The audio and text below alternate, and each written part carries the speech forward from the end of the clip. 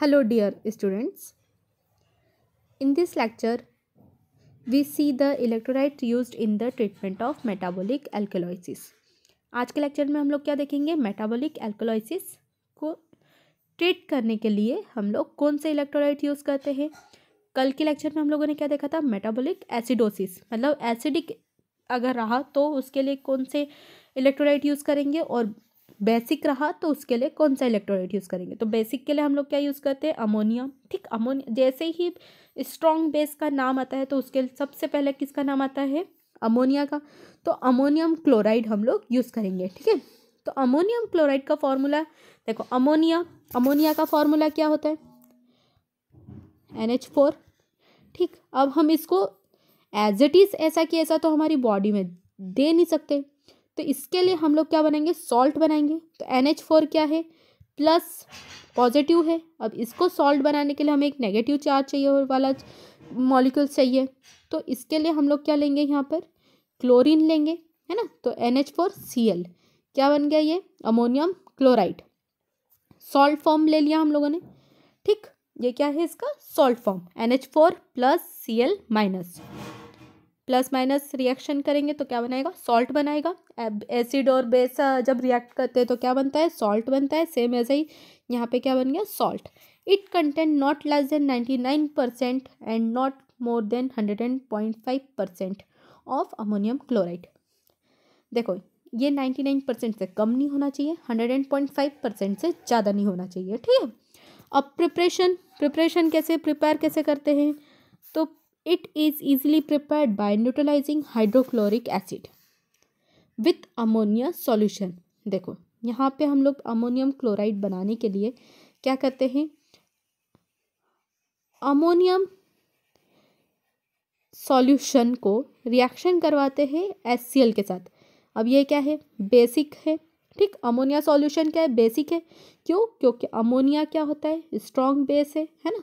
अब इसका सॉल्यूशन मतलब हाइड्रोक्सी, मतलब उसमें वाटर मॉलिक्यूल है, तो इसके लिए क्या है? ये हाइड्रोक्सी ग्रुप ऐड हो गया, तो मतलब उसमें क्या है? वाटर मॉलिक्यूल्स प्रेजेंट है. अब इसकी रिएक्शन हम लोग किसके साथ करवाएंगे? HCl के साथ करवाएंगे. ठीक, अब यहाँ पे रिएक्शन किस तरह से हो रही है वो देख लो.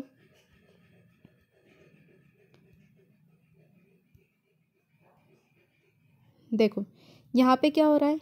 ये NH4, ये मॉलिक्यूल्स यहाँ से निकला, जब इन दोनों के साथ रिएक्शन करें तो ये क्या बन गया? यहाँ पे NH4Cl बन गया. अब यहाँ पे क्या है? ये एक H यहाँ से बचा और एक OH यहाँ से बचा. इन लोगों ने आपस में रिएक्शन कर ली, ये मॉलिक्यूल्स ने, तो हमारा H2O बचा. तो क्या बन गया? ये हमारा वाटर मॉलिक्यूल्स बन गया. ठीक, इस तरह से ये इसकी रिएक्शन होगी. अमोनिया सॉल्यूशन बोला है तो क्या है ये? Ammonia solution. अमोनिया किस में प्रेजेंट है? वाटर में. तो इसमें कौन सा क्या आ जाएगा? हाइड्रोक्सी ग्रुप ऐड हो जाएगा. तो ये क्या हो गया? अमोनिया सॉल्यूशन हो गया. अब ये किसके साथ में रिएक्ट कर रहा है? HCl के साथ में. और क्या बनाना है? अमोनियम क्लोराइड सॉल्यूशन बना रहा है. नाउ प्रॉपर्टी, ये इसका कलर क्या होता है? देखो, कलर क्या है? वाइट कलर है, क्रिस्टलाइन पाउडर है, ऑर्डरलेस है. ठीक, और टेस्ट क्या है? स्लाइन टेस्ट है.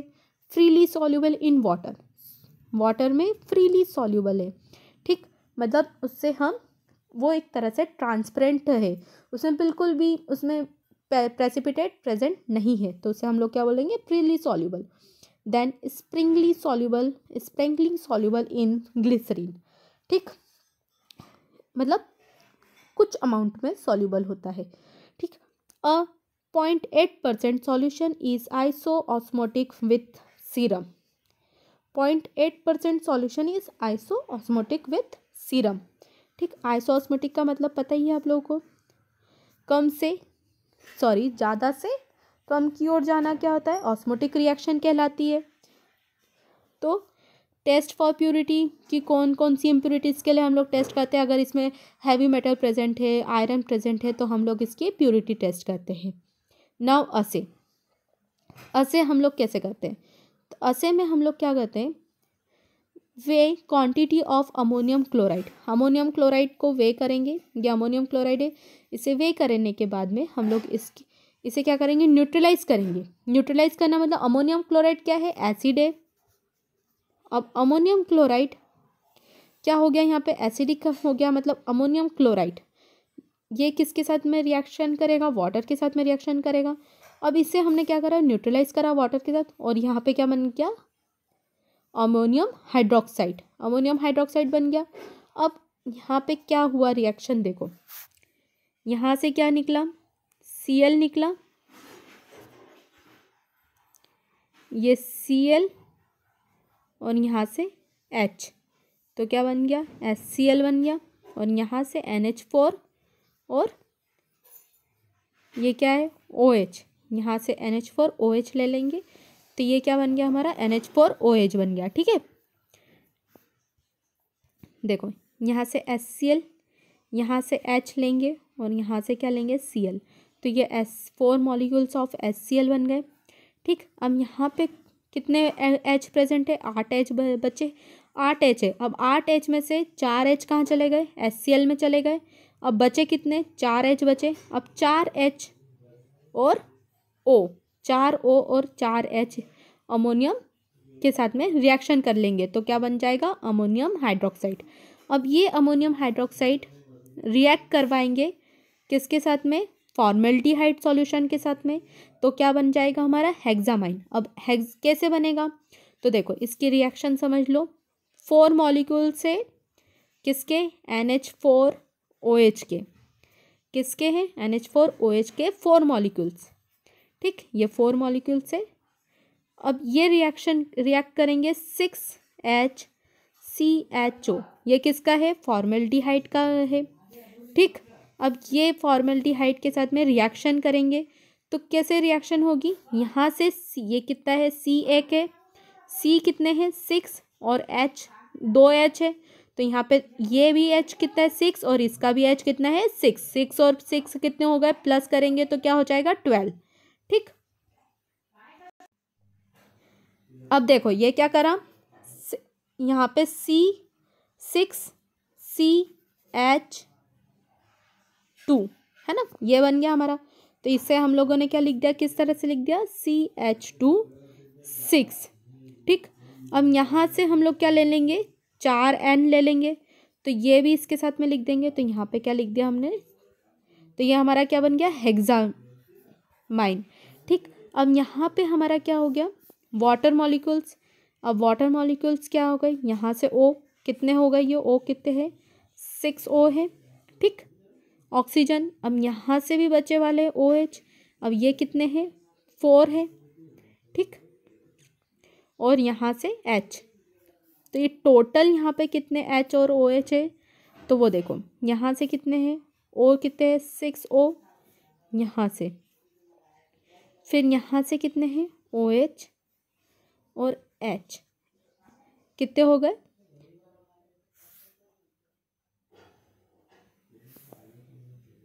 O4, यहाँ पे प्लस करके 4O लिख देती हूँ, तो कितने हो गए 10O हो गए, है ना। और यहाँ पे H कितने हो गए 2 इंटू कितने हो गए 4, तो कितने हो गए 8H और प्लस यहाँ से 2,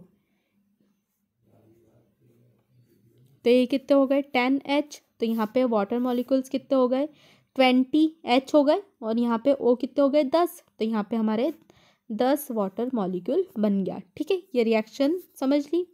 अब फिर उसके बाद में HCl की रिएक्शन हम लोग 4Na सोडियम हाइड्रोक्साइड के साथ में करवाएंगे, तो क्या बन जाएगा हमारा, सोडियम क्लोराइड बन जाएगा, और वाटर मॉलिक्यूल्स रिमूव हो जाएंगे। और यूजेस देख लेते हैं अब, ये यूज़ किस लिए होता है, ammonium ions is important in maintain of acid base equilibrium in body. Ammonium ions हमारी बॉडी में एसिड बेस इक्विलिब्रियम के लिए इक्विलिब्रियम को मेंटेन करने का काम करते हैं। It is use to increase the excretion of basic drugs such as amphetamine in large dose. It is administered orally or parenterally to replace chloride lost during vomiting or sweating। कब देते हैं हम लोग, अगर इट इज़ एडमिनिस्ट्रेड ओरली और parenterally to replace chloride lost, कब, जब chloride को रिप्लेस करने के लिए ड्यूरिंग वॉमिटिंग और स्वेटिंग। नाउ अब हम बात करेंगे ORS। यह हमारा physiological acid base balance complete होता है। ठीक, हम लोगों ने उसमें क्या देखा कि क्या होता है, उसे किस तरह से क्योर करते हैं, उसमें कौन कौन सी डिसीज़ हो सकती है अगर हमारे physiological acid base balance imbalance हो जाते हैं तो। और फिर उसके बाद में हम लोगों ने देखा कि कौन कौन से इलेक्ट्रोलाइट हम उसमें यूज़ करते हैं।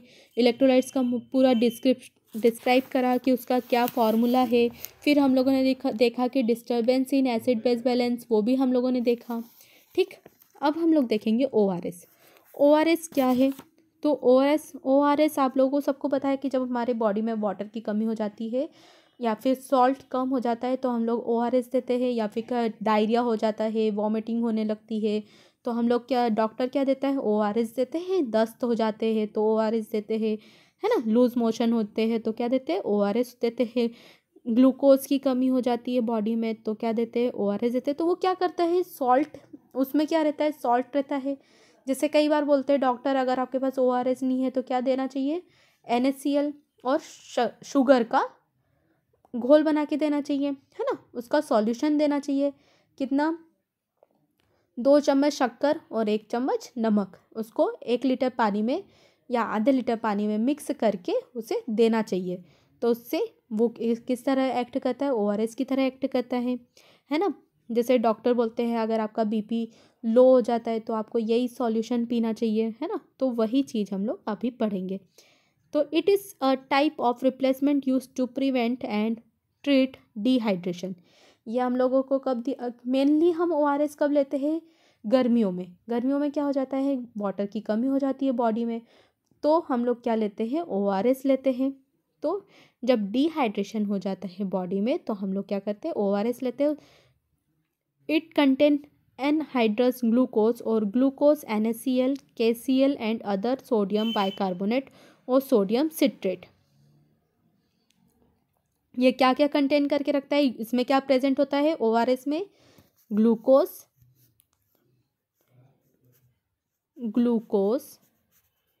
NaCl salt, KCl salt and other sodium bicarbonate और सिट्रेट, जो हम लोगों ने अभी पढ़ा भी है।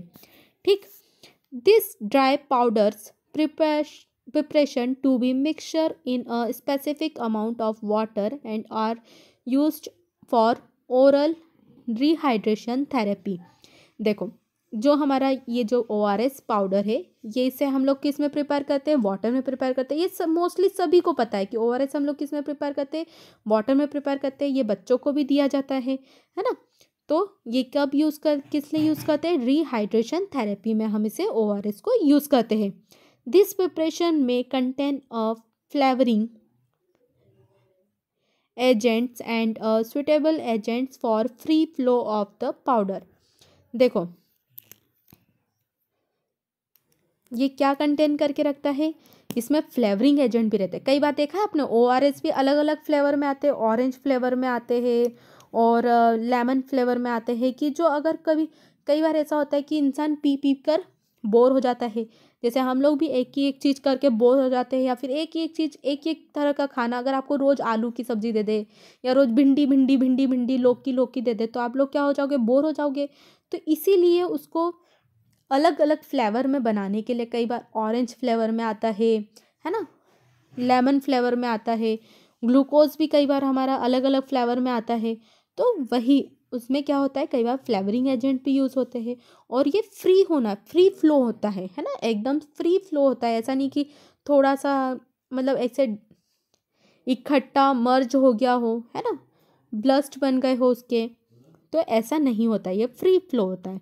The following 3 formalities are usually prepared the quantity given below for a liter solution। अगर हम लोग 1 लीटर सॉल्यूशन बनाते हैं तो उसके लिए क्या है? 3 फार्मूले यूज़ होते हैं। तो फर्स्ट फार्मूला क्या है? कि NaCl, KCl, sodium bicarbonate, sodium carbonate, sodium citrate, anhydrous glucose और ग्लूकोज। ये क्या है? ORS में ये प्रेजेंट होता है। तो इसका फर्स्ट फार्मूला क्या है? 1.0 ग्राम। ठीक, 1.5 ग्राम। KCl कितना है? 1.5 ग्राम। 1.5 gram sodium carbonate, sodium citrate इनमें प्रेजेंट नहीं है, सिर्फ किस में है, फार्मूला नंबर 3 में है। नाउ सबसे ज़्यादा इसमें क्या प्रेजेंट रहता है, ग्लूकोज।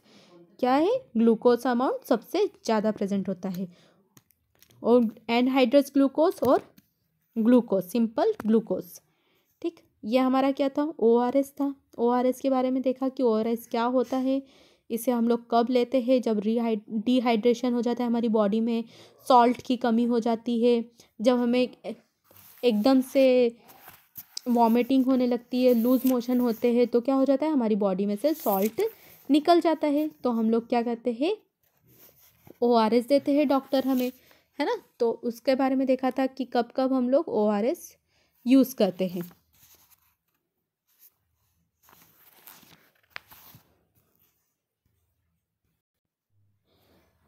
अब ये देखो यहाँ पे क्या हो रहा है, आयंस का एक्सचेंज हो रहा है, कि किस तरह से आयंस एक्सचेंज होते हैं हमारी बॉडी में। तो यहाँ पे हम लोग क्या कर रहे हैं, आयन, ये स्मॉल इंटेस्टाइन है, इंटेस्टाइन में क्या हो रहा है, यहाँ से सोडियम जा रहा है, ये देखो ये सोडियम कहाँ जा रहा है, हमारी बॉडी एपिथेलियल सेल्स में जा रहा है, और यहाँ से क्या जा रहा है, ग्लूकोज मॉलिक्यूल जा रहे हैं। अब ये क्या कर रहा है, हमारी सेल्स के थ्रू हमारी बॉडी में जा रहा है। फिर उसके बाद में सोडियम और ग्लूकोज सिम्पोर्टर, मतलब ये जो है ये सिम्पोर्टर्स होते हैं, है ना। तो इसके थ्रू हमारी बॉडी में जा रहा है, बॉडी में जाने के बाद में ये क्या कर रहा है, रिएक्ट कर रहा है। ठीक, यहाँ से ये सोडियम आयन्स हमारी बॉडी में गए और ग्लूकोज हमारी बॉडी में गया, फिर उसके बाद में यहाँ पे ये ब्लड और इनके साथ में रिएक्ट करेगा, और फिर उसके बाद में यहाँ से देखो ये क्या हो रहा है, यहाँ से पोटेशियम आयन्स भी हमारी बॉडी में आ रहे हैं, और यहाँ से सोडियम आयन्स हमारी बॉडी से निकल रहे, और यहाँ पे क्या हो रहा है, एनर्जी हमें मिल रही है, यहाँ पे ATP फॉर्म हो रहे हैं, है ना। यहाँ पे क्या बन रहा है, ATP फॉर्म हो रहे हैं, और ये ग्लूकोज आयन्स भी यहाँ से रिमूव हो रहे हैं, यहाँ से हमारी बॉडी में गए, यहाँ पे एब्जॉर्ब हुए, और फिर उसके बाद में यहाँ से एक्सक्रीट आउट हो गए। देखो इस तरह से होता है ORS के पैकेट, जैसे मैं अभी आपको बता रही थी, ये नॉर्मल जो हमें मिलते हैं, है ना, मतलब जैसे, और ये हम जैसे अब ये देखो ऑरेंज फ्लेवर में है, और यहाँ पे आपको क्वांटिटी दी रहती है, ये देखो यहाँ पे क्वांटिटी दी हुई है, ये हमारे क्या है, ORS। अब देखो यहाँ पे टाइप ऑफ ORS दिए हुए, कितने टाइप के ORS है, तो देखो sodium bicarbonate based, trisodium का citrate based, reduced osmolarity ORS and super ORS, ये इतने टाइप के ORS हमारी बॉडी में, मतलब हम लोग दे सकते हैं, इतने टाइप के ORS मार्केट में प्रेजेंट है। Sodium bicarbonate based on ORS, अब देखो इसमें क्या है, सोडियम बाइकार्बोनेट किसके, इस फॉर्मूले के ऊपर बेस्ड है, इसमें NaCl कितना है 3.5, ग्लूकोज कितना है 20 ग्राम, KCl 2.5, सॉरी सोडियम बाइकार्बोनेट कितना है 2.5, इसमें सोडियम बाइकार्बोनेट प्रेजेंट है, इसलिए हम लोग इस क्या बोल रहे हैं, इसे सोडियम बाइकार्बोनेट बेस्ड, मतलब बेस के रूप में यहाँ पे क्या प्रेजेंट है, sodium bicarbonate. Now try sodium, तो यहाँ पे क्या प्रेजेंट होगा, सेम वही सब चीज़ें हैं, NaCl ग्लूकोज KCl, बस यहाँ पे सोडियम बाइकार्बोनेट की जगह हमारे इसमें क्या आ जाएगा, ट्राई सोडियम सिट्रेट। अब यहाँ पे दोनों में डिफरेंस बताया गया है कि क्या डिफरेंस है, तो देखो जो हमारा सोडियम बाइकार्बोनेट बेस है वो क्या है, लेस स्टेबल है। स्टेबल मतलब स्टेबिलिटी क्या होती है, कि जैसे आपका कोई सॉल्यूशन रखा हुआ है, अगर आपने उसको एक बार यूज़ कर लिया तो ये क्या हो जाएगा, डिग्रेड होने लगेगा, है ना। अगर आपने ये सॉल्यूशन एक बार यूज़ करा, 2 बार यूज़ करा, बट फिर भी वो ख़राब नहीं हुआ, तो वो क्या हो गया, उसकी स्टेबिलिटी, कि हाँ ये बहुत टाइम तक स्टेबल रह सकता है। ठीक, इंस्टॉल आउटपुट नॉट रिड्यूस्ड, है ना, स्टूल आउटपुट रिड्यूस नहीं होता है। और यहाँ पे क्या है, ट्राई सिट्रेट में less stool output in high output diarrhoea, try sodium citrate increase intestinal absorption of sodium and water, ये क्या करता है, मेन ये हमारे लिए बेस्ट होता है, क्यों, क्योंकि ये क्या करता है, सोडियम का लेवल हमारी बॉडी में कम हो जाता है, जब हमें डायरिया हो जाता है, वॉमिटिंग होने लगती है, तो क्या होता है, सोडियम आयन्स हमारी बॉडी से एक्सिट आउट हो जाते हैं, तो उसका लेवल बढ़ाने के लिए ये क्या करता है, जल्दी से इसको इंक्रीज करवाता है, इंटेस्टाइन में सोडियम लेवल का जो सोडियम है उसका लेवल बढ़ाने का काम करता है। कैसे? तो इंटेस्टाइन्स में उसको सोडियम को इंक्रीज करवाता है जल्दी। अगर ये बेस है तो ये इससे जल्दी एब्जॉर्ब होगा, इंटेस्टाइन में जल्दी एब्जॉर्ब होगा। अब देखो यहाँ पे हम लोग ORS किस तरह से बनाते हैं। तो सबसे पहले हमें क्या करना है, हमारे हैंड्स को क्या करना है, वॉश कर लेना है। Wash your hand properly, then prepare a solution in a clean pot. मतलब हमें एक पॉट लेना है, उसमें हमारा एक पैकेट ORS का लेना है और उसे 1 लीटर वाटर में डिज़ोल्व करना है। देन उसे मिक्स करना है। मिक्सर का जो हमारा मिक्सर है उसे क्या करना है, स्टेयर करना है, मिक्स करना है वाटर में। वो पूरी तरह से डिज़ोल्व हो जाना चाहिए, उसमें बिल्कुल भी प्रेसिपिटेट नहीं दिखने चाहिए। Wash your hand and babies hand with soap and water before feeding solution. फिर उसके बाद में आपको आपके जब भी आप वो सॉल्यूशन लेते हो तब आपको प्रॉपर हाइजीनिक मेंटेन करके रखना है, हाइजीन मेंटेन करके रखना है, ठीक है। और अगर कोई सिक बच्चा है या फिर जिसमें उसमें डिहाइड्रेशन हो गया है, उसमें वाटर की बहुत ज़्यादा कमी हो गई है, तो उससे ये सॉल्यूशन ज़्यादा अमाउंट में देने की ज़रूरत होती है और थोड़े थोड़े स्मॉल मतलब फ्रिक्वेंटली देने की ज़रूरत होती है ना। वो एक साथ नहीं पी पा रहा है तो थोड़े थोड़े अमाउंट में भी आप उन्हें दे सकते हो। Now thank you. अब नेक्स्ट लेक्चर में हम लोग नेक्स्ट टॉपिक स्टार्ट करेंगे, ठीक है। Thank you.